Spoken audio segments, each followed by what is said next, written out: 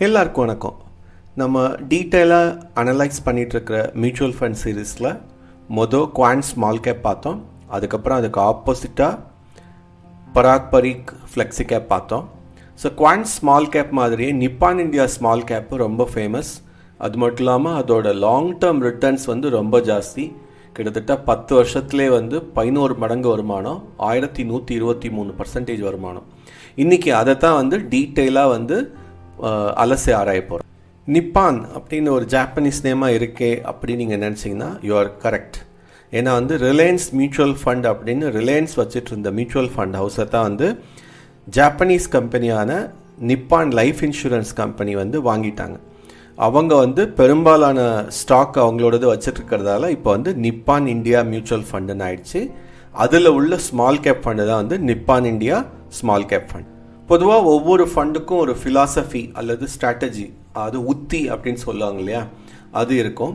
So இந்த ஃபண்டை பொறுத்த வரைக்கும் ரிஸ்க் அட்ஜஸ்ட் பண்ணி ஓரளவுக்கு இந்த டாப்பில் இருக்கிற 250 கம்பெனியை விட்டால் அதுக்கப்புறம் உள்ள கம்பெனிஸ் எல்லாம் தான் இவங்க மெயினாக ஃபோக்கஸ் பண்ணுறாங்க. அது இன்னைக்கு ஸ்மால் கேப்பாக இருக்கிறது நாளைக்கு ஒரு பெரிய மிட் கேப்பாக மாறிடும். அதை தான் இவங்க ஃபோக்கஸ் பண்ணுறாங்க. ஸோ நல்ல மேனேஜ்மெண்ட், குவாலிட்டியான மேனேஜ்மெண்ட்டு, ஒரு நல்ல வேல்யூவேஷன், அதுக்கப்புறம் ஃபியூச்சரிஸ்டிக்காக நல்ல வளர்ச்சி, இதெல்லாம் இருந்தால் இவங்க இவங்க ஒரு ரேடாரில் சேர்த்துக்குவாங்க. அதுக்கப்புறம் அது கரெக்டாக நல்ல வேல்யூக்கு வரும்போது வாங்குவாங்க. இதுதான் அவங்களோட மேஜர் உத்தி. ஸோ இது மட்டும் இல்லாமல் ஒரு நல்ல டைவர்சிஃபிகேஷன், அது பலதரப்பட்ட விஷயங்களில் இன்வெஸ்ட் பண்ணுறது தான் டைவர்சிஃபிகேஷன். ஸோ இந்த ஃபண்டு பார்த்தீங்கன்னா கிட்டத்தட்ட 199 கம்பெனிகளில் அவங்க இன்வெஸ்ட் பண்ணுறாங்க. இந்த ஃபண்டோட வளர்ச்சி மற்றும் வருமானம் பார்த்தீங்கன்னா ரொம்ப சூப்பராக போயிட்டுருக்கு. இதோட கிறிசல் ரேங்க் 5 ஸ்டார் இருந்தது. கடந்த 3 மாத காலத்தில் இப்போ 4 ஸ்டாராக மாற்றிருக்காங்க. அஃப்கோர்ஸ் எல்லா ஸ்மால் கேப் ஃபண்டுமே இந்த ஸ்ட்ரெஸ் டெஸ்ட் அப்படின்னு சொல்லி ஒன்று போயிட்டுருக்கிறதால எல்லாமே கொஞ்சம் தொய்வடைஞ்சது. ஆனாலும் இந்த ஃபண்டு ரொம்ப நல்லா பெர்ஃபார்ம் பண்ணியிருக்கு. 60% ஒரு வருஷத்தில் வருமானம் கொடுத்துருக்கு. எக்ஸ்பென்ஸ் ரேஷியோ கொஞ்சம் ஜாஸ்தி தான், 0.79%. ஃபண்டோட சைஸும் ரொம்ப பெருசு, 45,000 46,000 கோடி கிட்ட இருக்குது. அதில் நல்ல ஃப்ளெக்சிபிலிட்டி இருக்குது. இந்த ஃபண்டு பார்த்தீங்கன்னா ரொம்ப அபரிமிதமான வளர்ச்சி அடைஞ்சிருக்கு. 10 வருஷத்தில் 11 மடங்கு, 15 வருஷத்தில் 16 மடங்கு. மேசிவ் ரிட்டர்ன் அப்படின்னு சொல்லுவாங்க இல்லையா, அது மாதிரி. அதே மாதிரி மாதம் பண்ணுற எஸ்ஐபிலையும் ரொம்ப நல்ல ரிட்டர்ன்ஸ் கொடுத்துருக்கு. 10 வருஷத்தில் 10 மடங்கு, அதே மாதிரி 15 வருஷத்தில் கிட்டத்தட்ட 16 மடங்கு. சமீர் ராஜ் அப்படின்னு சொல்லி அவர் தான் ஃபண்ட் மேனேஜர். இவரும் ரொம்ப ஃபேமஸான ஃபண்ட் மேனேஜர். இவர் ரொம்ப சூப்பராக இந்த ஃபண்டை ரொம்ப நாளாக மேனேஜ் பண்ணிகிட்ருக்காரு. கிட்டத்தட்ட 16 வருஷத்துக்கு மேலே இந்த பர்டிகுலர் அசட் மேனேஜ்மெண்ட் கம்பெனியில் ஒர்க் பண்ணுறாரு. இவர் பார்த்தீங்கன்னா நிச்சயமாக 5-8 வருஷம் வரைக்கும் ஸ்மால் கேப் ஃபண்டு வச்சுக்கணும் அப்படின்னு சொல்கிறாரு. அது மட்டும் இல்லாமல் இவரோட ரேடாரில் இவர் வாட்ச் லிஸ்ட்டே ரொம்ப பெருசாக வச்சுருப்பார். கிட்டத்தட்ட 500-600 ஸ்டாக்கை செலக்ட் பண்ணி அதில் ஒரு 200-250 ஸ்டாக்கை க்ளோஸாக வாட்ச் பண்ணுறது தான் இவரோட பெரிய உத்தி. இதோட டீட்டெயில் போர்ட்ஃபோலியோ பார்த்தீங்கன்னா tube investment, HDFC, Voltamp, Apar industry, MCX, BHEL, SBI, KVB, NIT, InterGlobe, இதுதான் வச்சுருக்காங்க. இருந்தாலும் அதோட வெயிட்டேஜ் பார்த்தீங்கன்னா இந்த 10லே நிறைய வெயிட்டேஜ் இருக்குது ஓவராலாக. அதுக்கப்புறம் செக்டார் வெயிட்டேஜும் இருக்குது. ஸோ எப்படி இருந்தாலுமே உங்களோட வெயிட்டேஜ் பார்த்தீங்கன்னா ஒரு டாப் 20 கம்பெனி மட்டும்தான் ஒரு 1-3% வச்சுருக்காங்க. மற்ற எல்லாமே 0.5, அது 0.5%லேருந்து 1 வச்சுருக்காங்க. அதனால தான் 200 கம்பெனிகளை கிட்டத்தட்ட அவங்க போர்ட்ஃபோலியோவில் வச்சுருக்க முடியுது. இதோட பை சார்ட் வீல பார்த்தீங்கன்னா அசந்துருவீங்க. ஏன்னா 200 கம்பெனியோட இதை சார்ட் போட்டால் இப்படி தான் இருக்கும். இதில் பெரிய பெரிய பாராக தெரியறது பார்த்தீங்கன்னா மொத்தமே ஒரு 10 ஸ்டாக்காக தான் இருக்கும். மற்ற எல்லாமே நான் சொன்ன மாதிரி ரொம்ப 0.5லேருந்து 1%க்குள்ளே தான் வச்சுருக்காங்க. இது ஃபுல்லாக எல்லாத்தையும் ரிவ்யூ பண்ண முடியாது. ஆனால் உங்களுக்கு டைம் இருந்தால் இந்த கம்பெனிஸ்லாம் எடுத்து பார்த்தீங்கன்னா உங்களுக்கு தெரியும் எந்த அளவுக்கு மெனக்கேடு இருக்குது, அவங்களுக்கு எந்த அளவுக்கு நல்லா செலக்ட் பண்ணுறாங்க அப்படின்னு நம்ம கற்றுக்க முடியும். இதில் இன்வெஸ்ட் பண்ணுறதால என்ன ரிஸ்க்கு?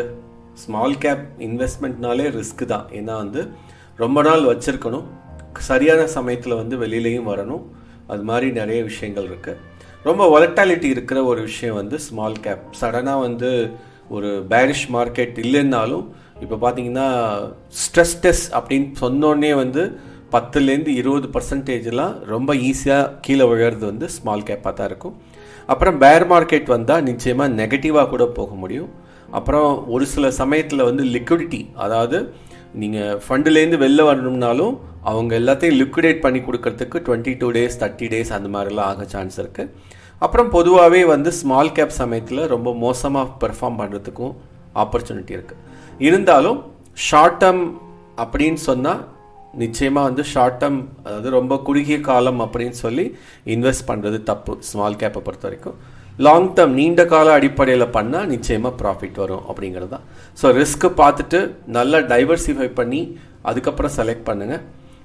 ஜஸ்ட்டு இது நிறைய பாஸ்ட் பெர்ஃபார்மன்ஸ், அதாவது கடந்த 10-15 வருஷமாக நிறைய கொடுத்துருக்கு அப்படின்னு சொல்லிட்டு செலக்ட் பண்ணாதீங்க.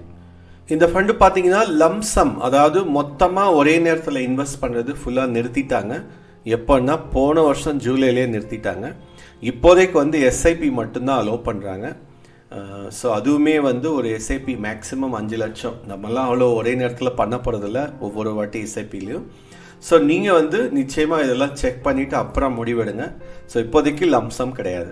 இந்த ஃபண்ட் யாருக்கு உகந்தது அப்படின்னு பார்த்தீங்கன்னா சிஸ்டமேட்டிக்காக கிராஜுவலாக கொஞ்சம் கொஞ்சமாக இன்வெஸ்ட் பண்ணுறவங்க, அதுக்கப்புறம் வந்து ரொம்ப வந்து உடனே வந்து வருமானம் வேணும், உடனே வந்து வித்ட்ரா பண்ணணும், டெய்லி என்ஏவி பார்க்கணும், அந்த மாதிரி இருக்கக்கூடாது.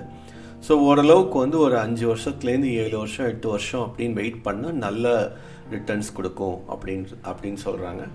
அதுக்கு மட்டும் இல்லாமல் இந்த மாதிரி வந்து இப்போ லம்சம் வந்து நிறுத்தியிருக்கிறதுக்கு நிறைய ரீசன்ஸ் இருக்குது. முக்கியமாக வந்து நம்மளை மாதிரி முதலீட்டாளர்களுடைய நம்ம முதல்ல வந்து அவங்க காப்பாற்றணும் அப்படின்னு நினைக்கிறது தான் முக்கியமான ரீசன். ஸோ அதனால் நீங்கள் வந்து பொதுவாகவே வந்து லம்சம் இன்வெஸ்ட்மெண்ட் அப்படிங்கிறது வந்து ரொம்ப ரேராக தான் பண்ணுறது நல்லது. எப்போ வந்து உங்களுக்கு வந்து அந்த பணம் இப்போதைக்கு தேவையே இல்லை, வேறு எஃப்டியில் போட்டு வைக்கிறதுக்கு பதிலாக இதில் போட்டு வச்சு நான் நல்லா வெயிட் பண்ண முடியும் அப்படி நான் மட்டும்தான் பண்ணணும். மற்றபடி எப்போதுமே வந்து எஸ்ஐபி வந்து மியூச்சுவல் ஃபண்டை பொறுத்த வரைக்கும் ஒரு சூப்பரான வே டு வெல்த் அப்படின்னு சொல்லலாம். ஸோ இந்த வீடியோ உங்களுக்கு யூஸ்ஃபுல்லாக இருக்கும்னு நம்புகிறேன். அப்படி இருந்தால் லைக் பட்டனை கிளிக் பண்ணுங்கள். அப்புறம் நான் இந்த ஃபண்டை வாங்கணும் விற்கணும்னு எதுவுமே சொல்லலை. நான் வந்து செபி ரெஜிஸ்டர்ட் ஃபினான்ஷியல் அட்வைசர் கிடையாது. அதனால் வந்து நல்லா நீங்களே வந்து தரவாக செக் பண்ணிவிட்டு அதுக்கப்புறம் இன்வெஸ்ட் பண்ணுங்கள். புரோக்கர் வழியாக போகிறதுனாலும் நல்லா செக் பண்ணிக்கோங்க. ஏன்னா வந்து என்னை பொறுத்த வரைக்கும் டைரக்ட் ஃபண்டு தான் வந்து ரொம்ப நல்லது. நீங்கள் வந்து புரோக்கர் வழியாக போனால் உங்களுக்கு என்ஏவி கம்மியாக இருக்கும், எக்ஸ்பென்ஸ் ரேஷியோ ஜாஸ்தியாக இருக்கும். அதெல்லாம் செக் பண்ணிவிட்டு அப்புறம் இன்வெஸ்ட் பண்ணுங்கள்.